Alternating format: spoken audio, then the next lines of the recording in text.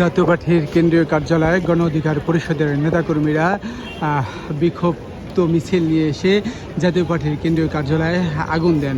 এরপরে আসলে তার কিছুক্ষণ পরে আসলে এখানে অসংখ্য পুলিশ সদস্যরা এখানে আসেন। পুলিশ সদস্যরা আসলে তাদেরকে সাউন্ড গ্রেনেড নিক্ষেপ করে তাদের ছত্রভঙ্গ করে দেন এবং পরিশেষে আসলে জাতীয় পার্টির যে কেন্দ্রীয় কার্যালয় সেটি পুরো আঙ্গার হয়ে গেছে।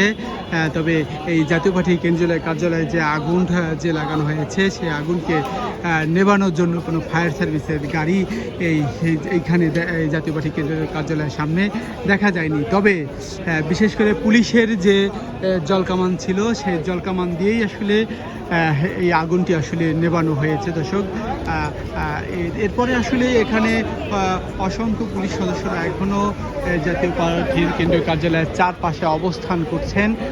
দর্শক, সেই চিত্রটি আপনারা দেখছেন যে ভিতরে আসলে বিশেষ করে জাতীয় পার্টি কেন্দ্রীয় কার্যালয়ের নিচতলায় ছিল নামাজের জায়গা। সেই নামাজের